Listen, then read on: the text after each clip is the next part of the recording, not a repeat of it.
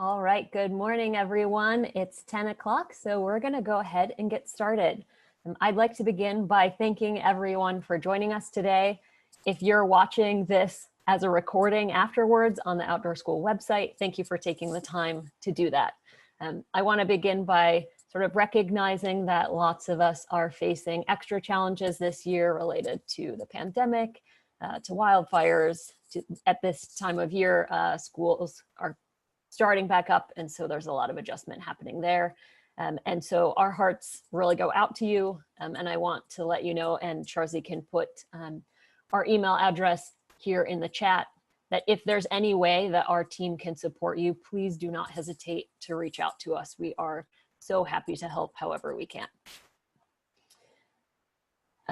Next, I would like to begin with a bit of a reflection about how all outdoor education takes place on Indigenous homelands. So we're living and working on lands that Indigenous peoples have been taking care of since time immemorial. And so I'm really grateful to the 9 federally recognized tribes in Oregon, as well as those who are fighting for tribal recognition, for continuing to care for this land. And Charzy going to put some resources into the chat related to doing tribal acknowledgements. And we like to really think about this as being a first step and as a call to reflection and a call to learn more about the Indigenous peoples of Oregon and think about how we can begin to build or continue building strong relationships and connections, both with the land and with the people who care for that land. And so this is something that our team is working on and that we encourage you to work on as well. So my name is Christy Bakke. I use she, her pronouns. I'm the Curriculum and Professional Development Coordinator for the OSU Extension Service Outdoor School. And we're so happy to have a couple of collaborators here today from the Multnomah ESD Outdoor School program who can really provide a lot of that on the ground perspective, because they have decades of experience working with outdoor school students. So Jennifer, if you wouldn't mind introducing yourself, please. Hello, everyone. Thank you so much for being here. I'm Jennifer Basham, she, her pronouns, and I'm the coordinator for the MESD Outdoor School program. And I'm just really grateful to be having this conversation with all of you around social emotional learning and how it intersects with our work this coming year, as well as our ongoing equity work. Good morning, everybody. My name is Andrea Hussey, and I am the supervisor of the MESD Outdoor School program. Thanks for coming today, and looking forward to talking to everybody about social emotional learning and how it can support all kids at Outdoor School, and thanks for joining us. Good morning, everybody. My name is Sharissa Jones. Most people also call me Charzy, as Christy did earlier. My pronouns are she, her, her, and I am the Outreach and Inclusion Coordinator for the Oregon State University Extension Service Outdoor School program. And like everybody said so far, I'm really excited to join into this conversation with you all about how SEL and equity can help support our students in outdoor school. Thanks. So we're using a webinar format of Zoom today because we expect that quite a few people will be watching this as a recording afterwards. So I'm going to sort of orient you to some of the features of a Zoom webinar. First is the chat panel. So if you need to send a note, if you're having trouble with something or you have a question for us that you want to come just to the panelists, when you're in the chat, make sure you've selected just panelists. A little bit later, we're going to go through some activities where we ask you to share things in the chat for everyone to read. So please make sure that you have panelists and attendees selected. We will be downloading the chat. So before we post it with the recording, we will be anonymizing everything, so removing your names from that chat. And another note about the chat, even though Zoom calls it a private chat, it's not actually private. So if you send a chat to an individual person, when we download the chat for this webinar, we're going to be able to see what you sent. So just proceed with caution there. And then I'll also draw your attention to the Q&A section. If you have a question that you would like the panelists to address as part of this webinar, that's the place where you can put that, and we will either answer it live or we will type an answer or get to it at the end. So I want to start by talking about our goals.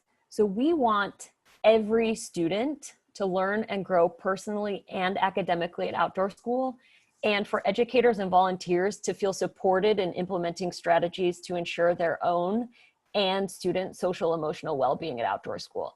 And this is what really sort of drove us in our design of this webinar. And so our approach is first to center equity. So our team is always trying to focus on this idea of Outdoor School for all. And we wanted that to sort of be at the center of what we're doing here today. We also want to provide resources for supporting social emotional learning in 2020 and beyond. So at their core, the strategies that we're going to talk about today are about meeting students where they are and providing them with the support that they need.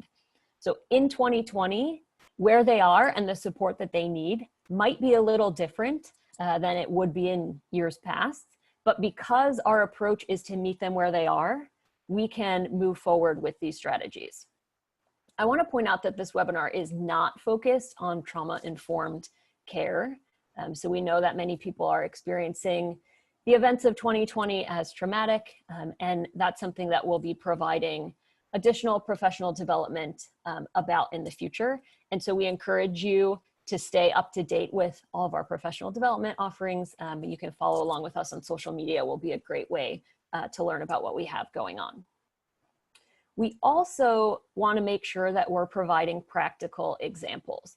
So it's our hope that you leave here today not just having learned about social emotional learning, but feeling like you can actually take action and do something.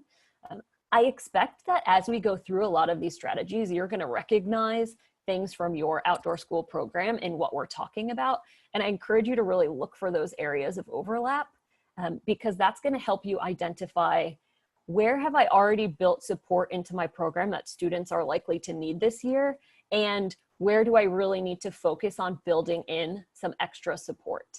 And we're going to actually guide you through some social emotional learning activities during the webinar. So we're a little bit limited using the webinar format in what kind of interaction we can have with participants, but we're going to go ahead and give it our best shot and help you sort of reflect on and build your own social emotional learning skills. And so Sharzy is actually going to start us off with this using a tool that can help us sort of recognize when one part of our thought process is really winning out over the other parts of our thought process. So take it away, Sharzy. So in front of you, we are showing the Courageous Conversations Compass. If you're not familiar with this compass, it was created by Glenn E. Singleton to basically help us understand how we process and engage with information specific to race, but it has also been used when we talk about equity on a broader scale. And this compass is used to help us get in touch with what our own feelings and opinions are, as well as folks that we are in discussions with.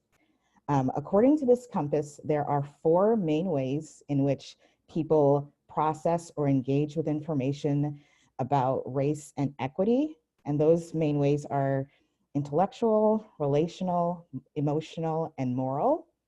I really want to stress that we're not looking at these different processes as in the binary. It's not good or bad to think about or to engage with information from any of these cardinal points.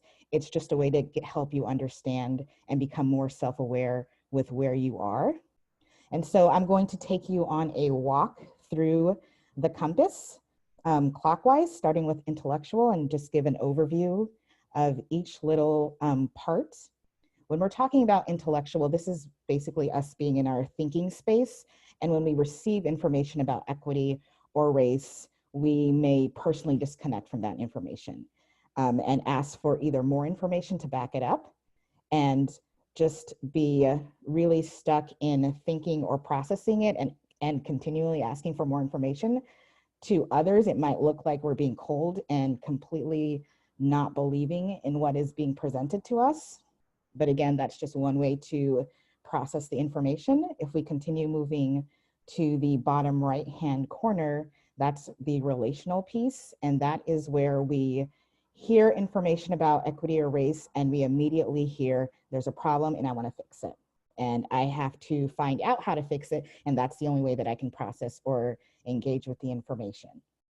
Continuing to the bottom left-hand corner, that is our emotional space. Personally, this is where I enter most conversations about equity or race, and that is through my feelings. Depending on the type of information that I'm receiving, I'm either feeling anger or sadness or joy, and that can come out physically where your body is starting to feel hot or tingly.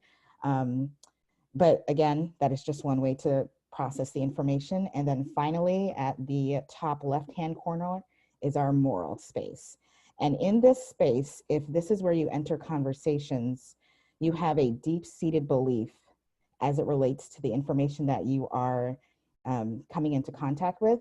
And sometimes when we're in the moral space, we believe that our morals are neutral. And so some information that we get completely goes against what we believe is our neutral belief, that is the universal belief. And so we disconnect, we kind of justify the way that we're responding to it. We maybe are verbally articulating or just not trying to enter that conversation. Again, these 4 different ways of processing are neither good nor bad. They're just ways that we process. And the whole point of this compass is to find ourselves in the center. We want to be able to access all of these ways of processing so that we can better communicate, better respond to different communities or people that we're interacting with, so that we can better understand the information that we're gathering and that we're taking in. And it just helps us become more self-aware. So thinking about how you are now and how you are coming into this space, if you have a piece of paper, I would love for you to look at this compass and write down where you're coming from when you're entering this conversation at the beginning. There are going to be 2 more points in this webinar where we're going to ask you again where you are with the information that we've presented. And I just want you to be able to take the time to look at how your feelings may have evolved over the course of this webinar. So we'll return to it again a couple more times, but just right now, if you can just take some time to jot down where you are. Next slide, Christy. So to give us a group check-in on the content that we're going to present today, Christy is going to launch a poll, and we would like to know, how familiar are you with social emotional learning, or SEL? And if you can just respond.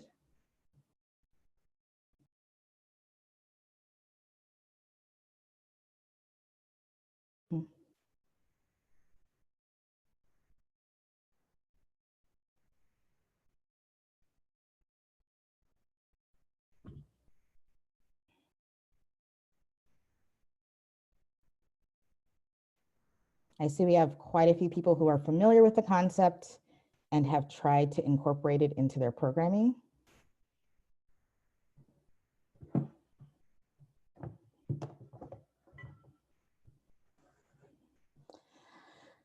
So we have about 16 people who are familiar with SEL and have tried to incorporate it into their outdoor school programming. 4 people who are new to learning about the whole concept, and then about 10 people who are very familiar and have incorporated it into their programming before. That's great. So if you're new to social emotional learning, when we're talking about social emotional learning, we are talking about the processes of developing the personal and interpersonal skills necessary to thrive as an individual and a member of society, and the skills necessary to cope with challenges. Our social emotional skills are developing throughout the entirety of our lives, so there's a really great opportunity to be intentional about practicing these skills ourselves and helping our students develop them. We need these skills whether we're facing major challenges or not. They're the skills that are going to help us navigate developing relationships as well as developing a strong sense of ourselves. Like I said before, these skills are essential to coping with the types of challenges that Christy brought up at the beginning that we're facing in 2020. And the great thing about social and emotional learning at outdoor school is that both of these pieces, the everyday life stuff, as well as the particular hardships, are great for social emotional learning, practicing skill development. There are a lot of different SEL frameworks around the world, but the most popular has been created by the Collaborative Academic, Social, and Emotional Learning, or CASEL for short. They have identified 5 main SEL competencies: self-awareness, self-management, responsible decision-making, social awareness, and relationship building. A little further on in this webinar, we're going to take a little bit of a deeper dive into what each of these competencies mean. But before we start with that, we want to hear what your ideas are about why these competencies and social emotional learning in general are important at outdoor school. So in the chat to both panelists and attendees, if you could answer this prompt: why is it important to support social and emotional skills for both adults and children at outdoor school?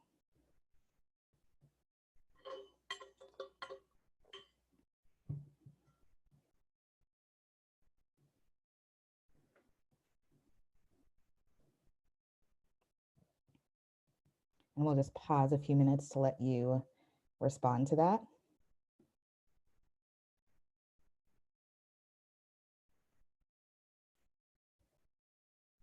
I'm seeing so they feel safe and welcome because we're working with whole people.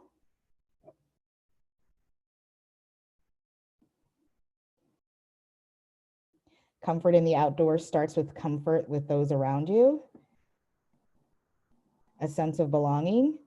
These are great answers, and if you still haven't responded, I welcome you to continue to respond. We're going to move forward in our webinar. So as a group, the 4 of us came together, and when we answered this question, it was because SEL is a key to feeling safe and welcome, which some of you have mentioned in the chat, and supporting SEL is a part of equity work. What do we mean when we say that SEL is a part of equity work? Well, SEL is a part of equity work because all learning is social and emotional. And this social emotional piece is the key to increasing equity in student outcomes. For example, if some of our students are feeling worried about their physical or emotional safety, they won't be able to attend to the field studies that we've created for them because they're going to be worried and focusing on that physical and emotional safety. If we ignore SEL, we might inadvertently shut those students out and make them feel like they don't belong. In addition to this idea that all learning is social and emotional, there's another important way that SEL and equity are linked. And we're going to explore this by first asking you a question. What makes you feel safe and welcome? I want you to imagine you're showing up to a place you've never been before. You don't know the folks who are there. What is it about this place that will make you feel safe or welcome? If it helps you to kind of unpack that, think about what would make you feel unsafe or unwelcome, and then flip that and see what the opposite of that is. And if you can put that in the chat, we'd greatly appreciate it.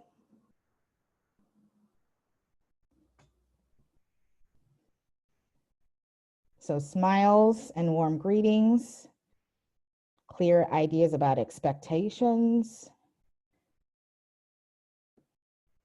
somebody who introduces me to others,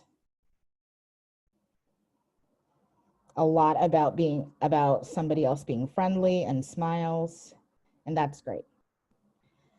The point of this is to basically talk about that question points to the heart of why we can't talk about SEL without talking about equity, because they're connected. What someone experiences as safe and welcome may not be the same for another person. Everyone has different social and emotional needs and preferences. What these needs, what feels safe or welcoming for me, for instance, may not feel safe or welcoming for you. And we can interject any other aspect besides feeling safe or feeling welcomed.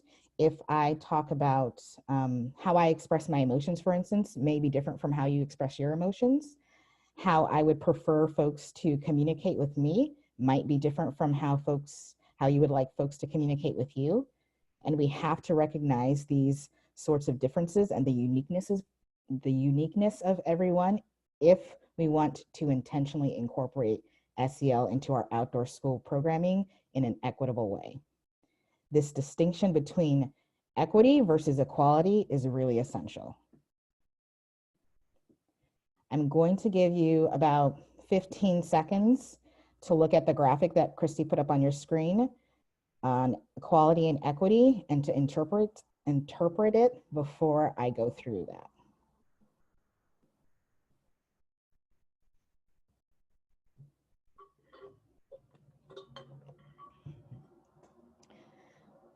So if we're going through this graphic, what is the takeaway from this? If I look at the first or the top section, the equality box, my takeaway is that treating everyone the same is not going to be helpful. So in this first or the top box, everybody wants to be in some kind of bike riding activity. However, we only have one type of bike, and of the 4 people that are able to get on the bike, only one of them, the woman to the right, can actually fit the bike. It works well for her and her unique needs.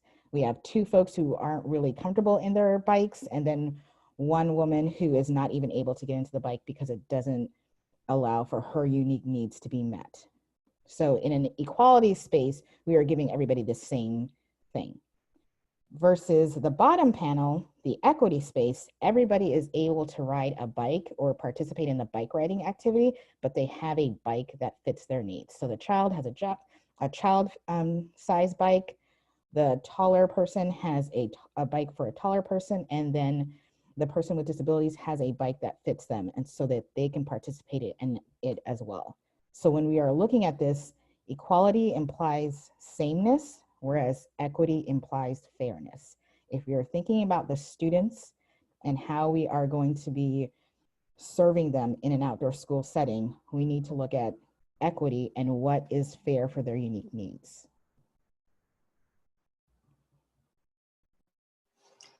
Excellent. So when we're thinking about this bicycle analogy, it's important for us to consider how this might show up in our work at Outdoor School. One of the key pieces around equity work is taking a look at the past and tending to any impacts that that might have come from it. And in doing so, one of the questions that comes up when we're talking about systemic change and equity work is the idea to ask yourself, who was this system built for? And taking a look at this slide, I'd like for you to just think on your own about what are some of the things that you notice about who Outdoor School may have been built for.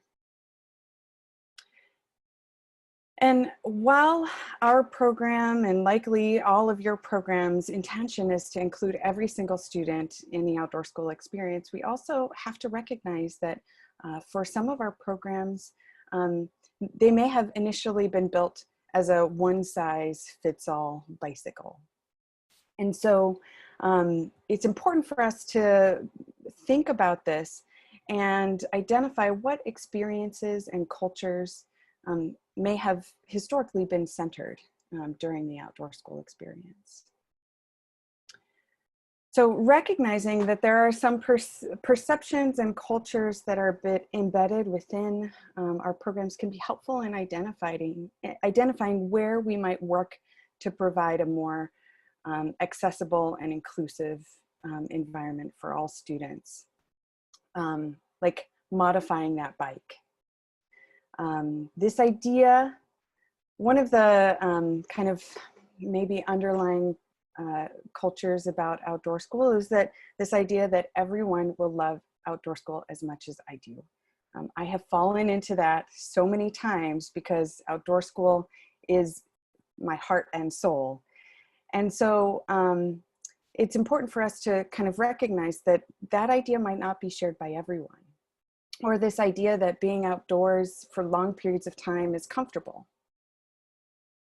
for many students, being outdoors is uncomfortable, and or accessing equipment or building or trails can be a challenge.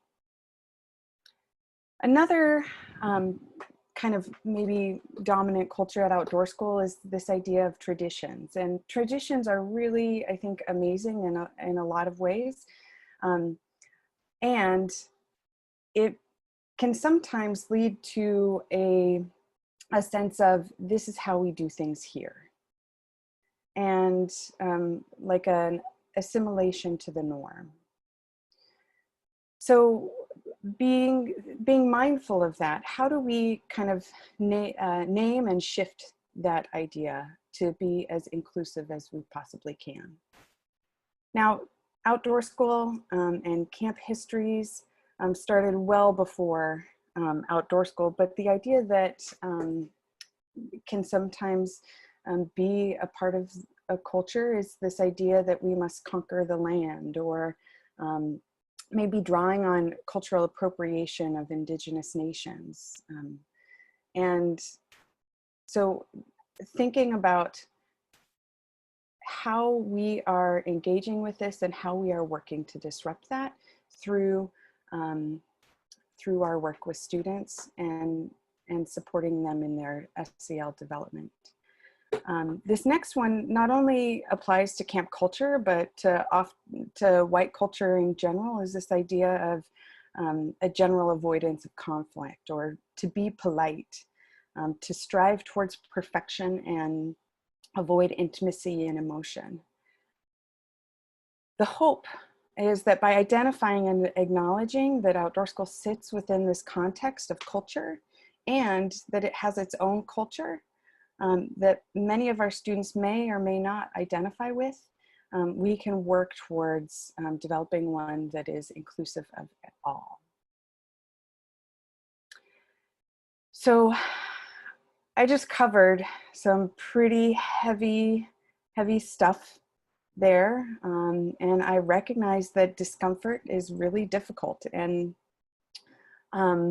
it is challenging to think about culture and how that impacts our everyday lives. But this discomfort is also a signal that you care, that you don't want to feel discomfort. And so what I'd like for us to do is just take a few moments to maybe jot down a sentence on your piece of paper, or think to yourself. You don't have to share this out loud in the chat, but after that conversation, how are you feeling on this courageous conversations compass?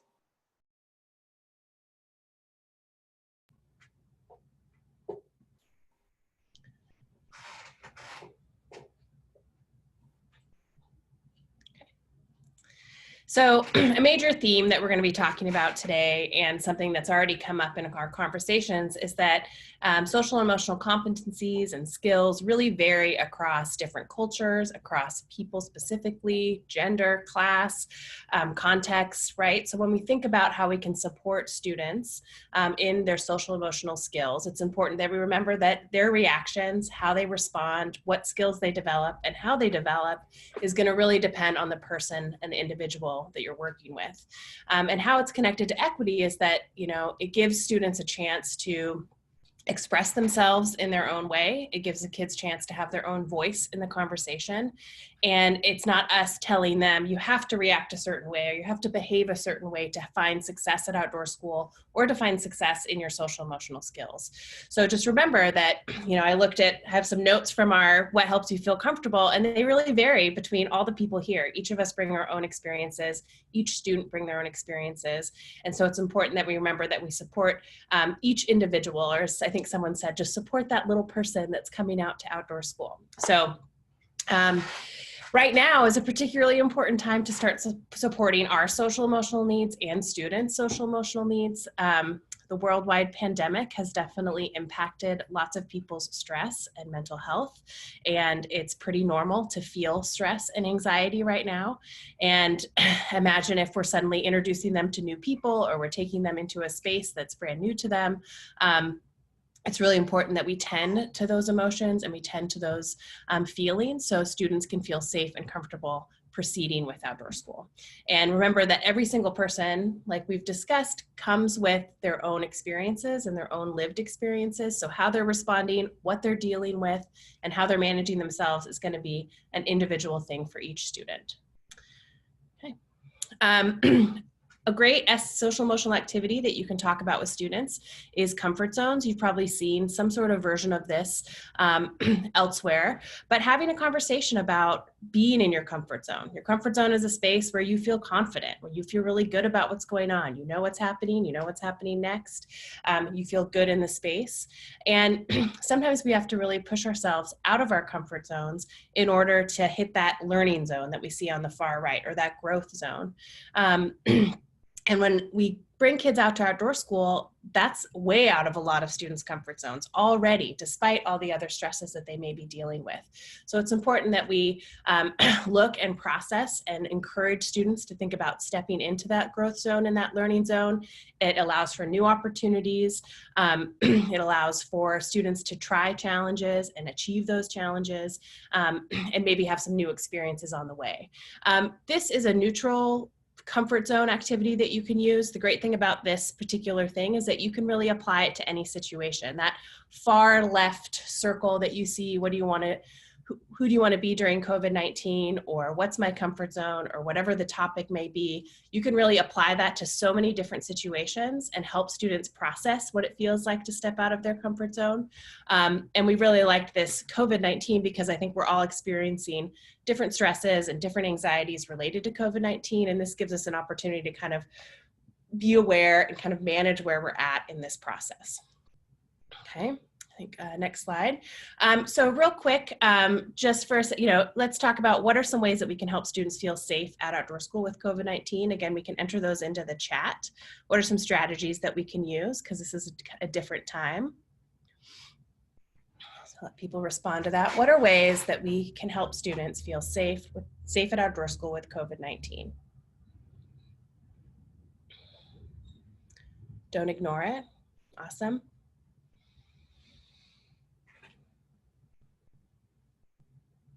Cool.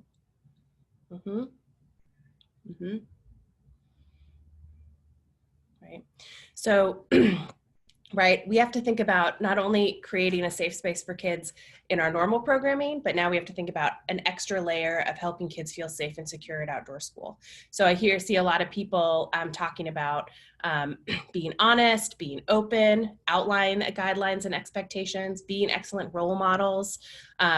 Some students express I need to know where the hand washing station is. I need to know where the bathrooms are so they can feel safe and comfortable. So as we look at our programs and look what we can provide this year, make sure that we're putting that into your considerations of how to support students during this really stressful time. I think next slide.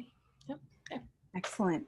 So during the course of this presentation, we're going to be relying heavily and leaning on these two resources that are available to you after this presentation and throughout the next year and beyond. And one of them is the Social Emotional Learning at Outdoor School, developed by Oregon State University Extension Service. And then this other one is the Grow Outside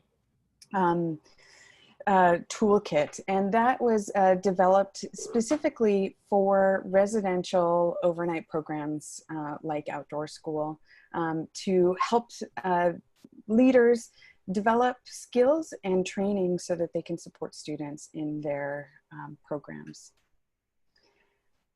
So the next slide, both these two resources utilize the CASEL framework that Sharzi talked about earlier as a building block to understand what students need to develop and how they need to develop their social emotional skills.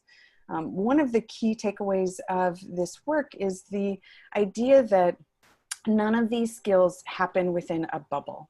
They're all embedded within the context of the environment, within the context of community, and that they all play a part in a person's ability to learn and develop skills.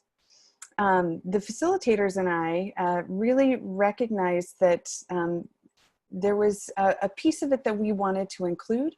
And so we modified the toolkit to include equity at the center, at the heart of all of this work, so that how we can really actualize students' social emotional learning through the lens of equity.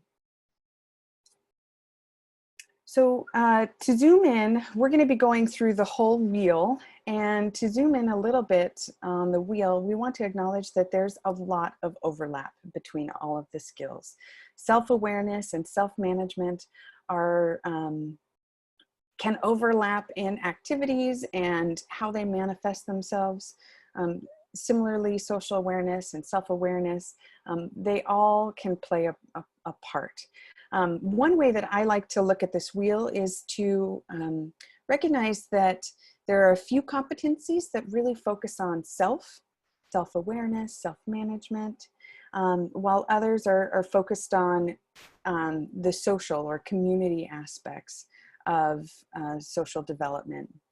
And responsible decision-making is all about taking action. So through the rest of the presentation, we're going to be going deeper into each of these competencies, and we're going to start with self-awareness. So when we're thinking about self-awareness, I'd like for you to take a moment. What are some pieces of evidence that you could see that someone is self-aware? If someone is self-aware, what skills does that person have?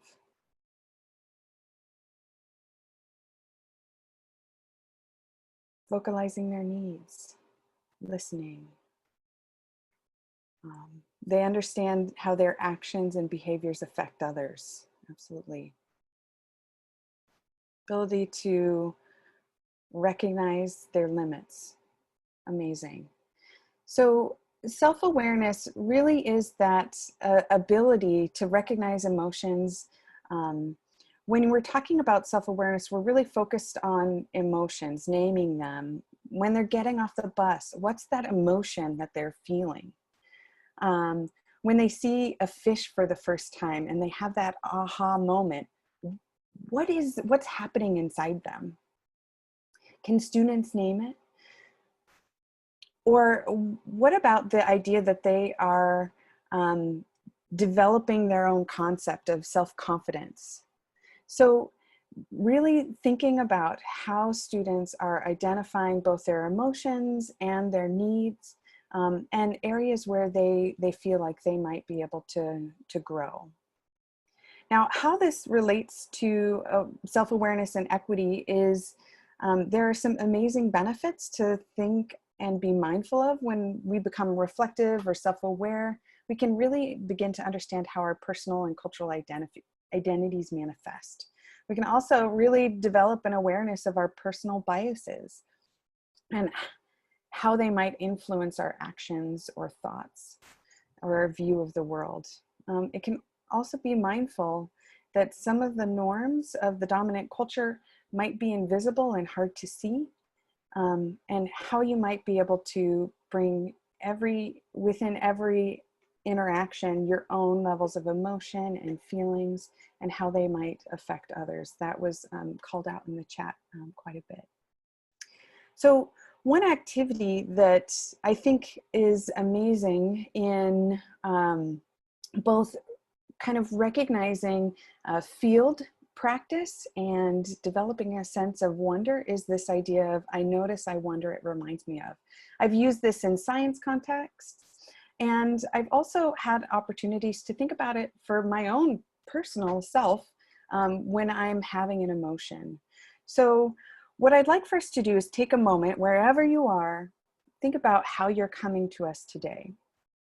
And I'm going to ask a couple broad questions. What are the thoughts and emotions that you have right now? And what does your body feel like? You can take either one of those pathways.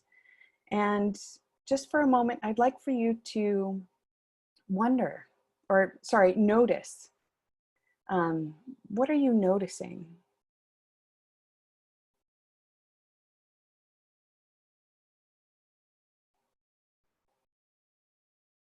Now, take a moment and what are some wonderings that you might have?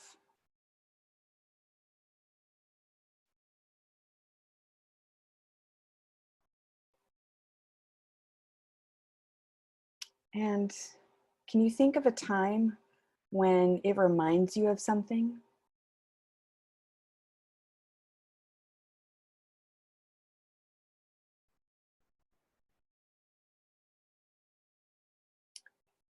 Okay, so um, that was a very quick activity that you can utilize in your everyday life, personally or with students, to really help identify and begin naming those emotions and feelings, or noticing about the natural world.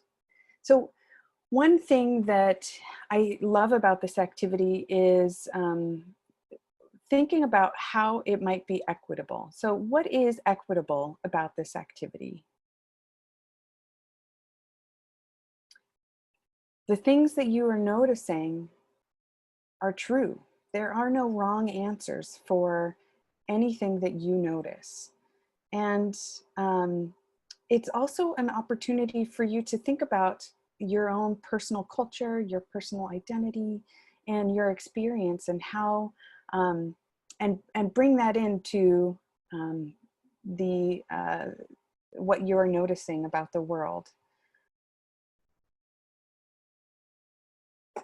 So some other activities that you might be able to utilize in your programs that would help develop self-awareness are mindfulness activities. The I notice, I wonder, it reminds me of can be one great activity, but others might be guided meditations or reflective writing. If your day could be a blank, what would it be and why? Or I know that I've heard many of programs out there utilize a rose, bud, or thorn activity to help identify how folks are coming to their day. Now, prior to the pandemic, I often thought of these types of activities are ones that had to be done in person and had to be done in a circle. But now that I've become a little bit more comfortable with this digital world, I really am thinking about these activities and how important they are to embed within our programming, even in a socially distanced world. So those are some of the things that, some activities that you might be able to utilize. And before we go to the next competency, I want to acknowledge that 2020 is presenting us with many opportunities for us to develop our self-awareness personally and professionally. For students, this is exceptionally true. And as it's important for us to recognize that sometimes students will come to us maybe needing more help than we can give. And we can provide space for them to share, we can listen, but sometimes the help that we can provide is beyond our scope of expertise or schooling. So I encourage all of you to think about making connections with school counselors during the outdoor school experience, so that if students are showing signs that concern you or staff, thinking about how you might be able to provide additional resources and supports to them. And most importantly, don't forget to take care of yourself. Put on your oxygen mask before helping others. Awesome. So we're going to continue on with this model. We're going to kind of try to engage you as much as we can. So we're going to move on to our next competency, self-management. What does it mean to self-manage? What does that look like for someone to be a good self-manager or to self-regulate? What skills are involved? So go ahead, again, type it into the chat here. What does it mean to be a good self-manager?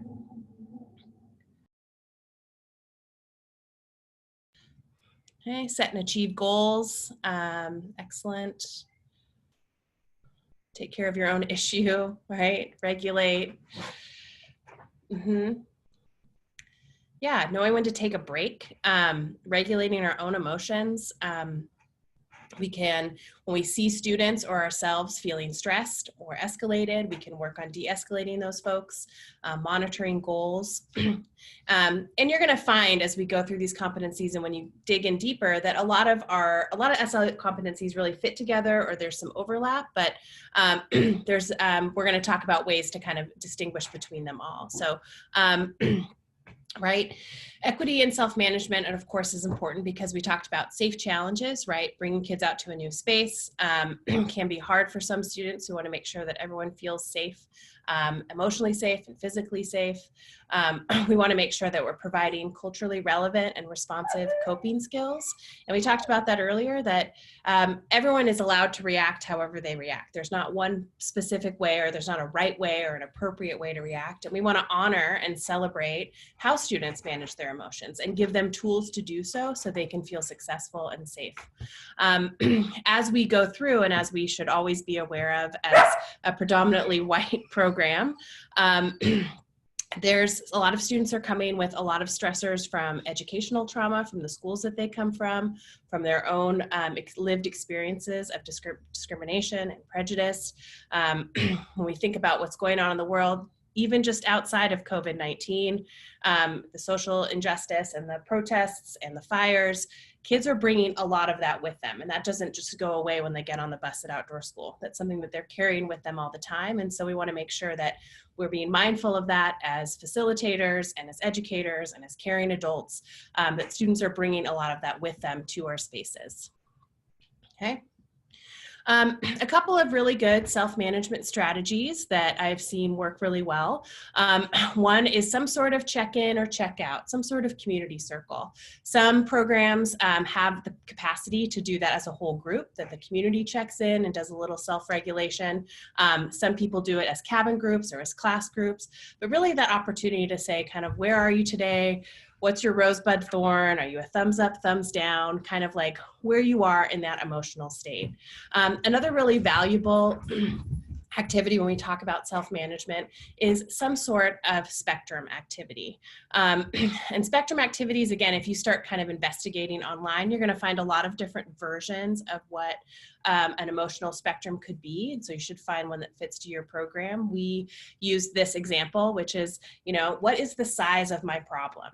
Right? 5 is like, somebody is bleeding, there is an emergency, I need an adult, I don't know what to do, this is dangerous, I feel unsafe.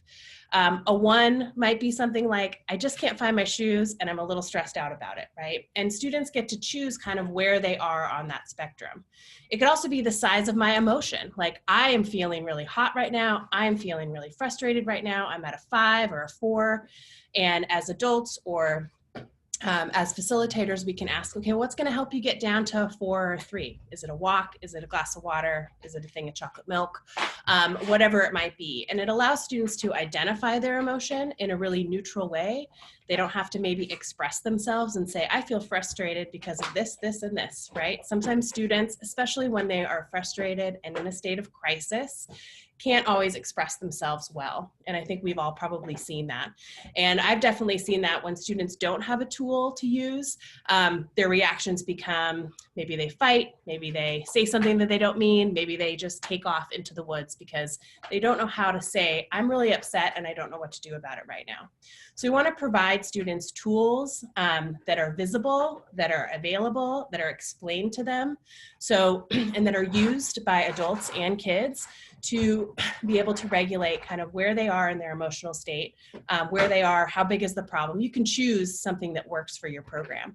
I've seen this put on cabin posters. I've seen it in like the dining hall, on class meeting spaces, kind of a visual reminder of how students can express how they're feeling. Stress management, of course, mindfulness, or giving kids a break, a safe place to sit and take a mental break from the noise of the cabin or the noise of the dining hall. Grounding activities can be especially helpful for students that are homesick. They can be just caught in that cycle of saying, I want to go home, and that's all they can say. And so giving kids a chance to kind of break out of that cycle. What are 5 things you can see, 4 things you can feel, 3 things you can hear, just to kind of start that de-escalation process. So we can go from a 5 to a 4 to a 3, and hopefully back down to a 2 or a 0. Okay. Also good brain breaks, some sort of break from the stress. That can be physical, that can be just getting some fresh air.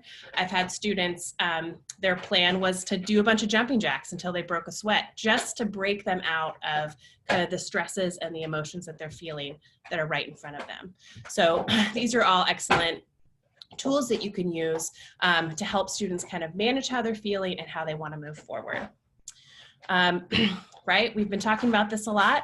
Stress is going to be pretty normal right now. Again, just coming to outdoor school can be stressful for some students, but in particular this year is, and likely into next year, is going to provide us with some specific extra challenges.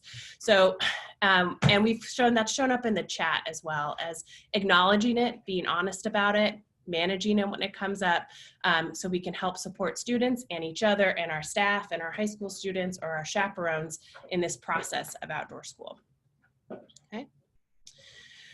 Let's move on to responsible decision making. Right, here we go again. We know the drill. What skills does a person use when making responsible decisions? What are some things that you can see and hear when people are using responsible decision making skills? Give you a second to type those in.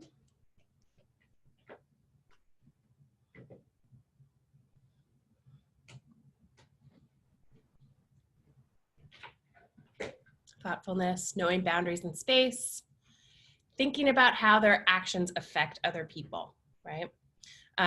Good judgment, right? And we talked about sometimes when we're really upset, it's really hard to make good decisions, right? Like when you're at 5, it's really hard to make those good decisions. So helping students come back down so they can help make potentially positive or more healthy decisions. And that their actions do have an impact on other people. When we think about the kid that keeps the entire cabin up every night because they don't want to go to bed, and they're not thinking about their cabin mates, having a conversation about how that would feel if you wanted to go to sleep. Everyone has a right to sleep. Having a conversation about how they can support their cabin and helping them kind of work through some problem solving could be a helpful tool.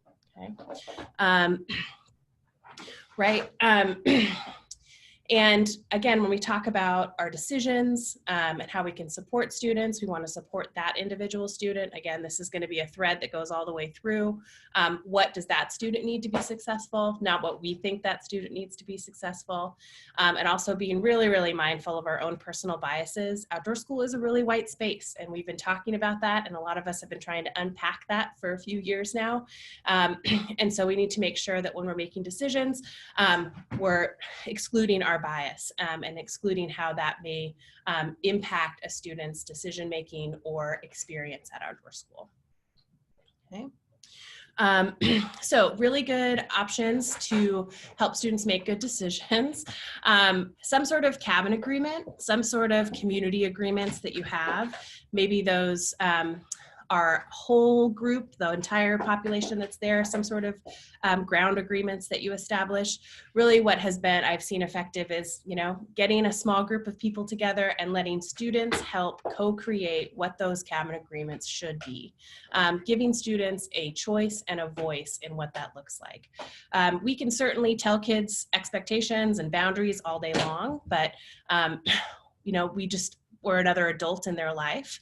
So giving students a chance to be a part of those decisions, be a part of how they want to react to those decisions, being a part of what their experience looks like, can really help bring them into the space and bring them into outdoor school and help buy them into, this is my experience and this is the experience that I want to have.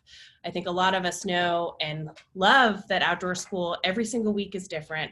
Every single experience that a group has is unique to that group. And so we want to give students a lot of choice and a lot of voice in what they want their experience to look like. Encouraging chaperones and ourselves to give students choices. If you don't want to touch that pelt, that's totally fine. You can, you know, observe it from over here, or you can draw it, right? So giving kids choices on whatever that might be.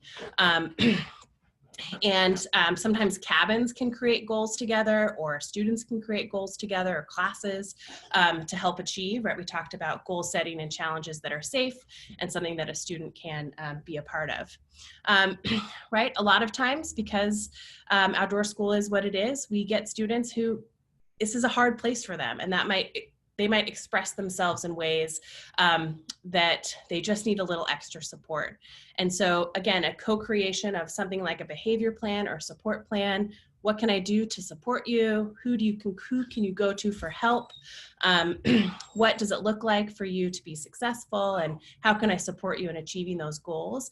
And having that conversation with the student that's not just another adult telling them what to do, but giving opportunities for students to actually participate in the process. A great SEL strategy, maybe before you come to outdoor school or with teachers in class meetings, is talk about those role plays. Like, what happens if you lose your jacket at outdoor school? What's it going to feel like? How are you going to manage that? What do you think you can do to help solve that problem? So role plays and scenarios can be really helpful for students to think about a different perspective and to put themselves into somebody else's shoes to help make responsible decisions. Okay. Right, again, in 2020, we have all these new challenges. So, right, we need to be safe adults. We need to be role models for students. They're gonna watch us. Our chaperones and high school students, if they are involved in your program, are gonna watch what we do. And so we need to make all of our responsible decisions to help students feel safe and adults feel safe. And parents, right? Because that's a big part of it. Parents aren't going to want to send their kids to a place that they may not feel is a totally safe environment. So we want to make sure that we are using all of our responsible decision-making skills to stay safe during the COVID-19 pandemic. Okay. Oh, we're going to apply an SEL strategy here, a brain break. Christy, how much time do we have? We're gonna take a 2-minute, just quick bio break. Awesome. Take your eyes off the screen, and Yep. we'll meet you back here in 2 minutes. Sounds good. See you at 10:58.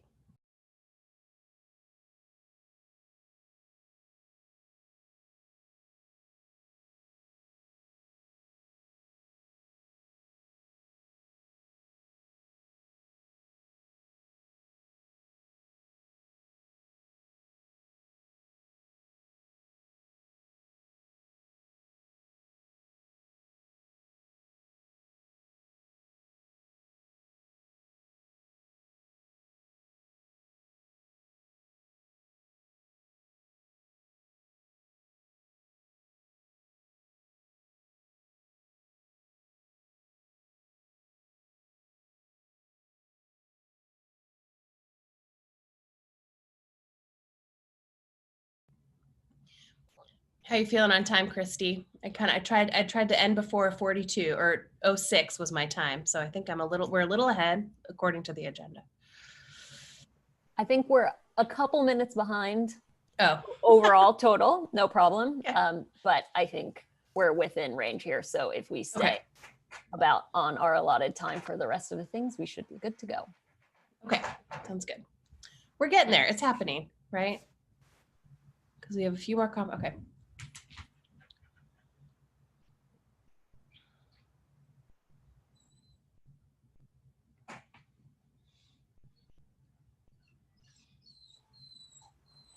Puppy. All right, and it's 10:58, so I think we can go ahead and pick back up. I'll get you to your next slide. There we go. All right, so as people are coming back into this space, we're going to talk about a next competency, which is relationship skills. What skills can we use to help build strong relationships, or what skills does a person use when helping build strong relationships? Go ahead and enter a few into the chat.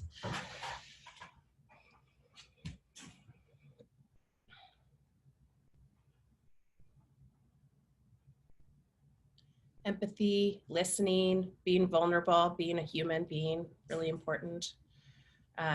Yeah, finding common ground and commonalities. Communication, excellent, awesome. Right, these are all things that help us build understanding and relationships across difference. It helps us get to know new people. One of the hardest things that we ask students to do is to live with other kids from other schools, or to just live in a cabin in a week with other schools, right? That's way out of the comfort zone. So we want to help students build those relationships right from the beginning, so they can feel comfortable in the space. Active listening, of course, asking and offering help are all helpful tools. Curiosity, eye contact, using and knowing people's names and using their pronouns, right? My name is Andrea, not Andrea. It drives me nuts when people call me Andrea, so it's important that we get kids' names right the first time. And helping students get to know one another.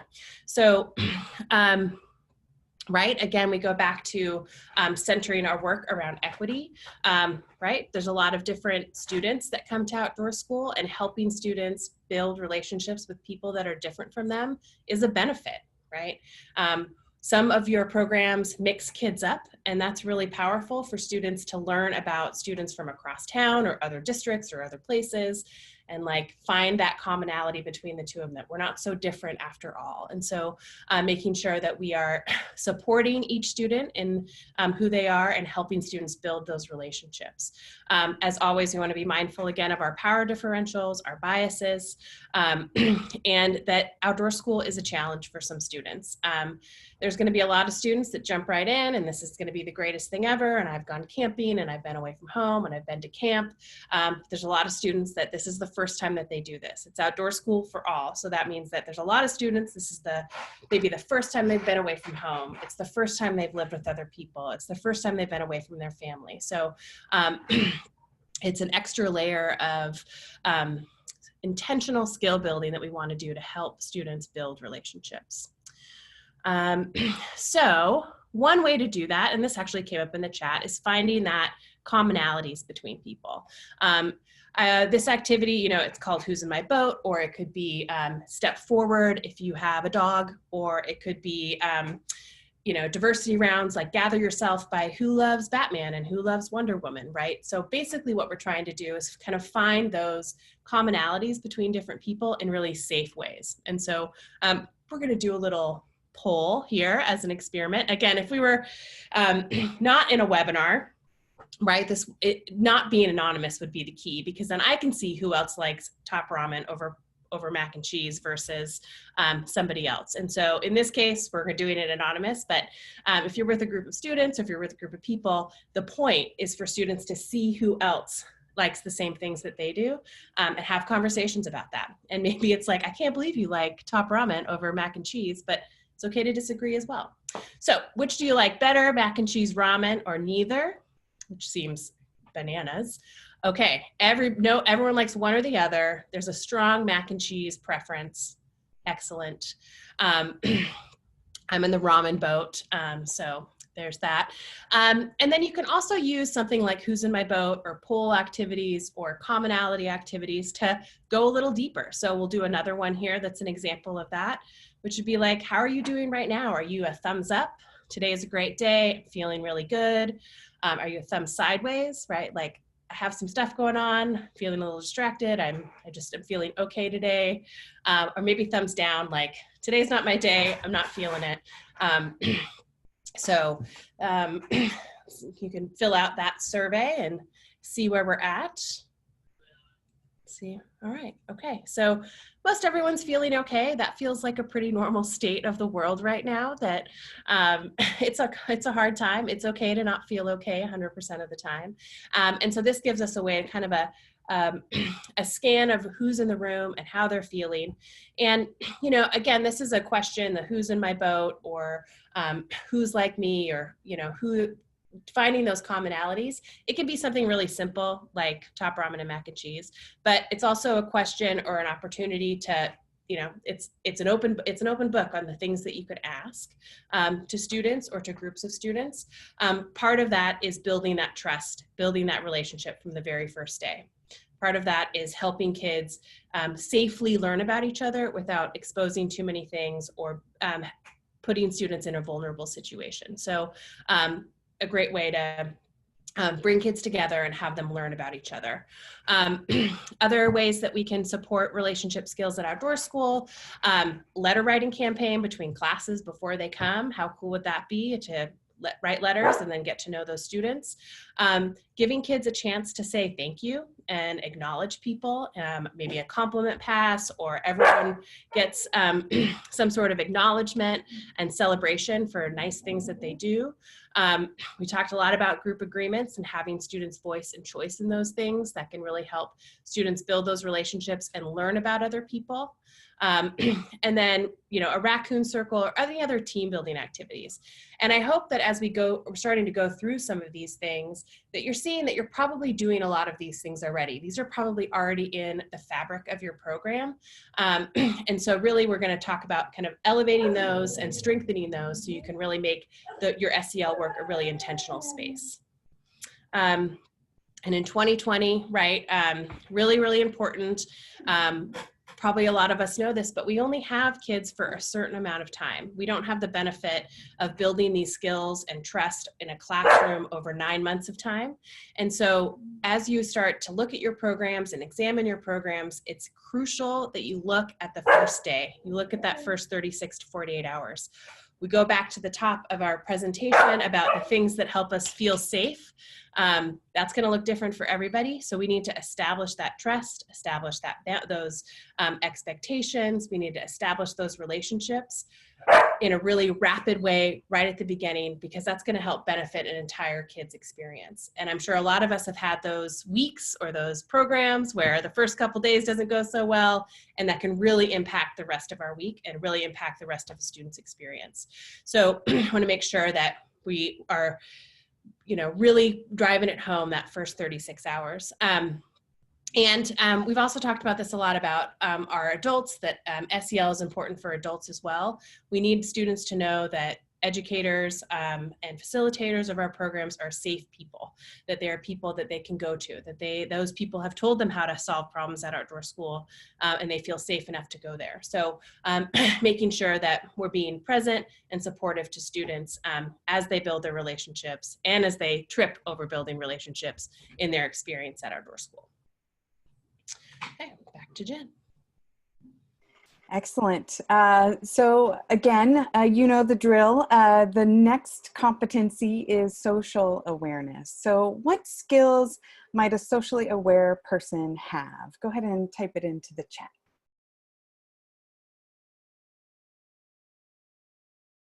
Observation.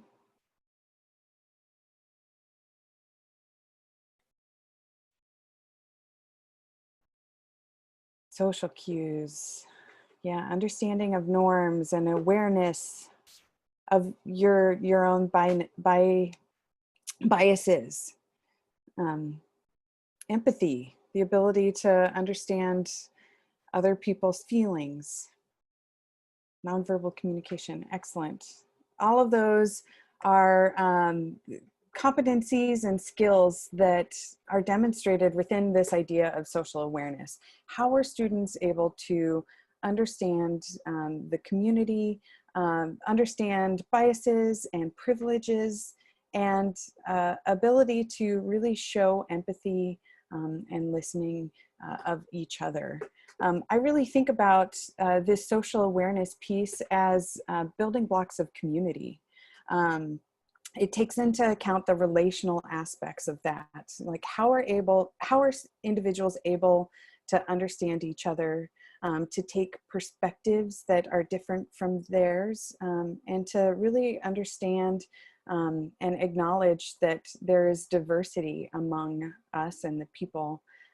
So part of that includes acknowledging issues of race, ability, gender, socioeconomic status, other aspects of identity that we all bring to our everyday lives. And how are we supporting students in building an understanding and appreciating the differences among our diverse community? But also, I think about this oftentimes, at least an entryway for me was thinking about it in terms of the natural world, and developing an understanding of diversity. How does that apply to our community when we're thinking about understanding and appreciating and respecting the different perspectives that people are bringing? So being really mindful about how we support an individual in developing that compassion and empathy. And we also want to be mindful of that we are not prioritizing certain cultural perspectives, that one way of being or viewing the world is better than another way, that there is value in understanding other people. So taking one of the activities that I really like about this competency is the idea of social awareness and perspective taking via field-based social dilemmas. So in reintroduction of wolf management, are students able to connect with one another? Are they able to discuss how they are able to think about the idea of maybe wolf reintroduction from multiple perspectives? Are they able to discuss it? Are they able to take a perspective that is different from theirs and understand that? How are they engaging with each other in developing an awareness of how different actions may influence their community? So again, thinking about social emotional awareness, discussing diversity, equity, inclusion principles. One really great activity is the idea of a land acknowledgement. Being able to really center yourself on this perspective of what individuals live and lived on this land over time immemorial, and how are we integrating those perspectives within our community. Thinking about niches or jobs, we call duties niches or chores. How is your support of your community, how does that make you feel to support your community? What values do you have around supporting and interacting and learning from each other? How can we support each other in demonstrating acts of kindness and acknowledgement? One thing that I've seen among many programs is this idea of swapping beads or sharing little notes of appreciation, warm fuzzies, as a way to really acknowledge the kindness of the individuals that are living together at Outdoor School. And it's also really important to think about how power and privilege are impacting that awareness and social dynamics within groups. So in 2020, there's, as you all have experienced, there is, for many students, a lack of social interaction. And so at Outdoor School, how are we supporting students in developing and kind of really centering the opportunity for students to engage with each other, to develop their social skills that recognizes what they bring to the community. And there's also a lot of information around social unrest.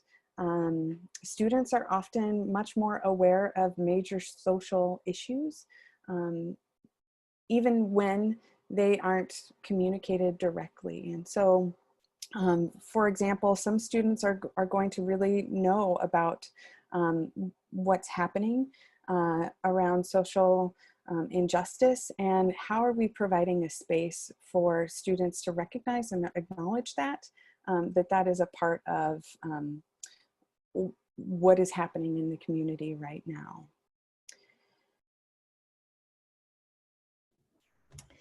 And so thank you, Jen and Andrea. Now we've had an ability to cover all of the competencies, and you've been able to see a couple of the skills that are associated with each, how they overlap with each other, and how equity is an important part of each competency.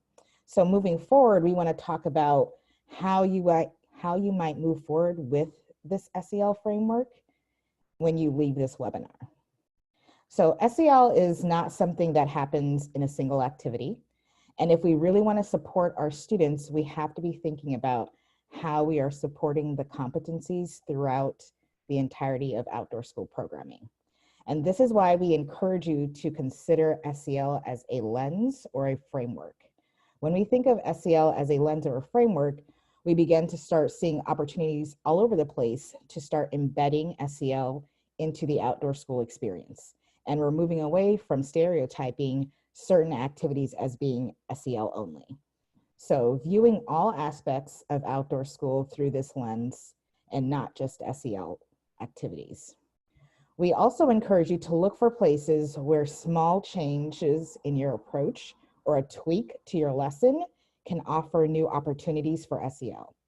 If you're looking at your activities through an SEL lens, you might find some activities that are missing the mark and you might choose to replace them. So using an SEL lens to modify or change or identify activities that might be discontinued or abandoned.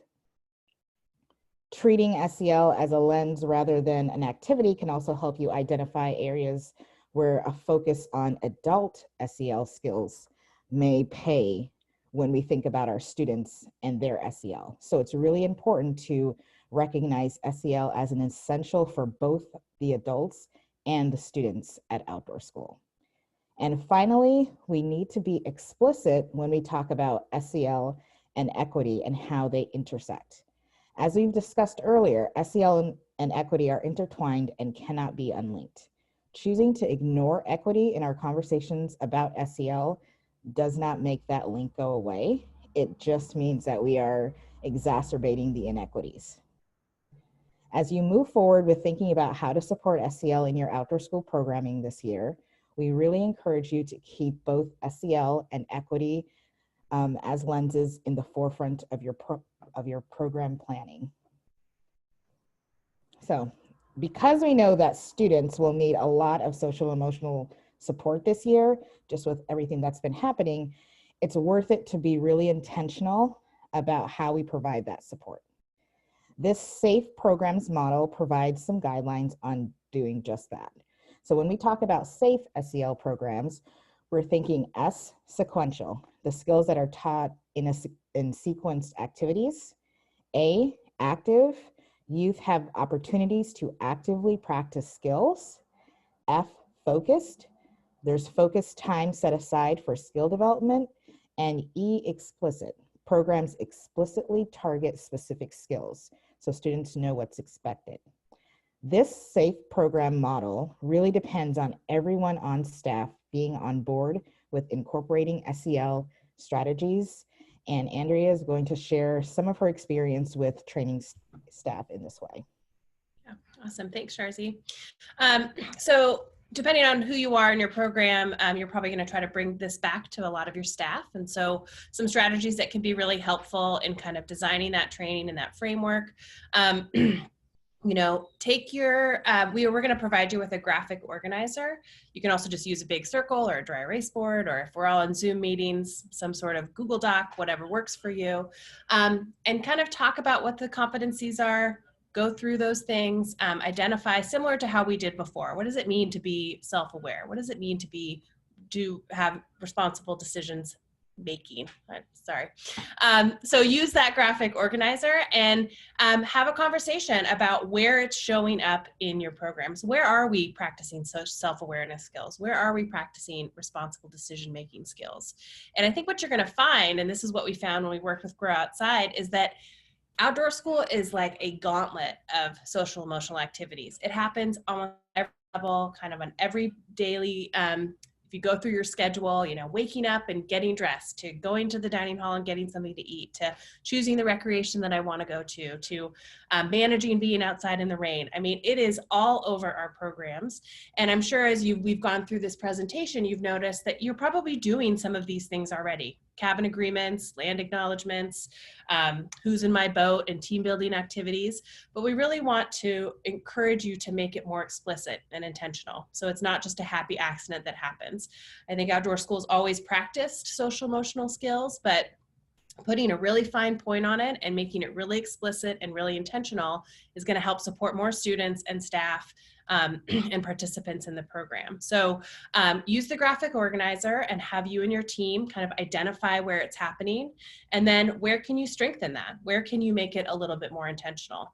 As Sharzi was just saying, where can you take something out that's maybe not working, right? Where can we really practice those skills? Can you have your cabin groups do a circle every single day about something, right? Or multiple times a day. Set aside time for it. Make it explicit. Make it something that is universal, and let kids in on the secret, right? We talked about the spectrum activity, right? It's not going to work if you don't tell a student what it is and how we use it and how we practice it. So you want to make sure that you include everybody and show everybody some of these skills that we're going to use and help them practice to use it. We've talked about this already. Also, you know, that first 24 hours, that first 36 hours is going to be really essential in how you build that team. And if this year we're talking about 18 hours, you know, that first couple of hours of getting to know students and who we are and how we can support students is going to be really essential in helping them feel success and safe at outdoor school. Another activity, you know, everything that we did today is a social emotional activity. And we think about what the competencies provide us with. It helps us identify how we communicate. It helps us identify our strengths. It helps us identify when we need breaks or how we manage ourselves. And those are all skills that I would love to know about the teams that I'm working with. So you can use any of these things to get to know your team. You want to stack functions, get to know your team and help your team get comfortable with the activities by doing them with your staff. We were also thinking that you could just watch the webinar and not do the chat stuff, but kind of pause and have a discussion with your team and probably engage in some really rich discussions instead of doing it in the chat or a Zoom style. You can actually have personal conversations with your group. So that can help guide you through if that's something that sounds beneficial. Two activities that I want to point you to. These are on the National School Reform Protocol, a great website for educators. One is called Compass Points, which it's really just about learning about your team's working dynamics. What kind of style do you work in? What do you appreciate about other people's working styles? What do you need from other people when you're working? Again, kind of that centering yourself in your own self-awareness and your own self-management, what your work ethic is, and who else on your team has similar or different work ethics from you can strengthen that whole group. A ghost walk is an excellent activity, you know, silently and with kind of that really critical eye towards equity. Walk around your site. Take note about what you see. Can every student access every building, right? Are there symbols of exclusion or inclusion, right? A lot of our sites have a religious affiliation, so there might be crosses. That might help some families feel really safe, and that might make some families feel not so safe.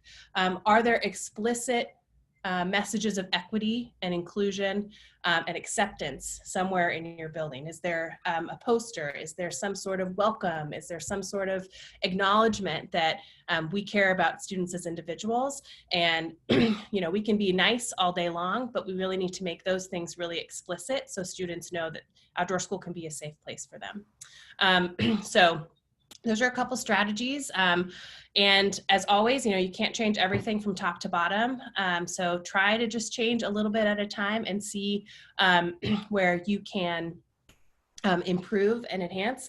And some activities on the school reform policy are behind a wall, but some are not. And so someone just asked that in the question. So not all of them are behind a wall, but some of them are. But I know I looked up Compass Points yesterday, and so that one should be available in the Ghost Walk. So, okay, thanks. I think that's my last bit. Great, thanks, Andrea. So before we close for today, I want to sort of bring us back to thinking about how this year is going to be different from other years. And so we know that some of you are sort of gearing up to develop a distance learning version of outdoor school. And we were deliberate in today focusing on SEL strategies rather than specific modes of sort of putting them into practice, because we recognize sort of the diversity of ways that folks are approaching outdoor school this year. And this idea that once you know the strategy, the challenge of figuring out exactly how to implement it is a kind of a smaller ask than learning about what the strategies are overall. And so we think that the strategies we talked about today can absolutely be applied in a virtual setting, in a physically distanced outdoor school where no one is spending the night. And so we'll be building out some more information about what that might look like on our website. And as all of you are doing, we're sort of putting things out as quickly as we can develop them. And so the best way to stay sort of informed about what we have coming out as it comes out is to follow us on social media. And that way you'll know exactly what we have coming. And then 2020 is sort of presenting these unique challenges. But as I mentioned at the beginning, if our overall strategy is to meet students where they are and then provide support that they need where they are, then that strategy applies this year as it did last year, as it will next year. But we may really have to ramp up our efforts and build in new opportunities for supporting social emotional learning skills, and just sort of recognizing that we're going to maybe have to dedicate quite a bit more time to this sort of work this year than we may have in previous years. And a key piece to this is making sure that you really have a plan in place for yourself and with your staff for how you're going to sort of address issues as they come up. And the social emotional learning at Outdoor School document that our team has created is really sort of designed for this purpose. And it's meant to extend what we talked about today in the webinar. So we knew it's not that fun to come to a webinar where someone basically reads to you all the information that you could read in the document on your own. And so these are sort of meant to come as a pair. And so in this document, we have tips for having difficult conversations with students, and including ones that are specific to talking about COVID-19 and specific to talking about race. And then I'm going to highlight just sort of three tools in here that might be especially useful to you as you're preparing for outdoor school this year. The first are these checklists. Don't try to read them now, it's so much text. There's one checklist for outdoor school providers and one for teachers, schools, and districts about what you can do before, during, and after outdoor school to make sure that you can support student social emotional learning.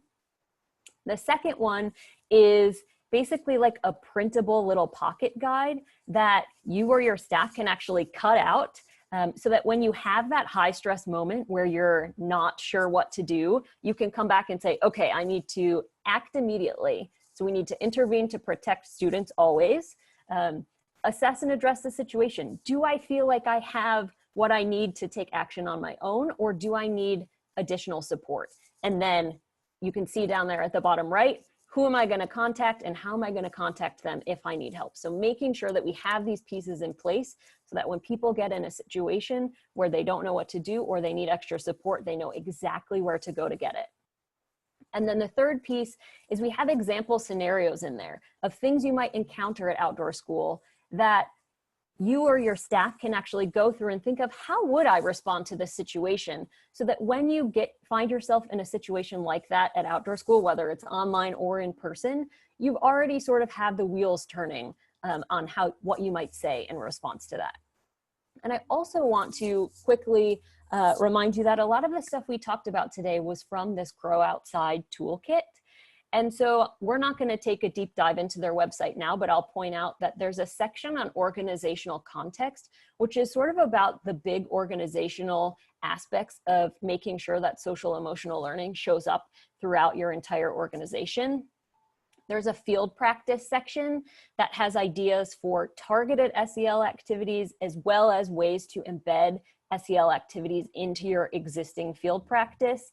And then there's a section that's specifically about residential settings. So we know there's not going to be a residential outdoor school here in the fall, but as we move into the spring, some of these things may become useful to you again. And so what we're going to be making available on our website is the recording of this presentation with captions, the presentation slides, the chats, which we will remove your name from, that social emotional learning document, and then links to all of the resources that we mentioned today, including the Grow Outside toolkit. So via email, probably tomorrow or Thursday, depending on how long it takes us to get the captions, we will send out a survey, which will also let us know that someone from your organization has participated in this webinar. as well as a link to all of these resources that I have listed here. So in our last moment, we're going to have Jennifer just sort of ground us back where we started here at the beginning. And then you will be off to enjoy your day. Excellent. So we've been on this social emotional learning journey for about 90 minutes here. And I want you to think back on where you began our presentation. And as we move into the rest of your day, and as we're beginning to think about how we are developing our programs, I'd like for you to think about where you are right now and where we want to be.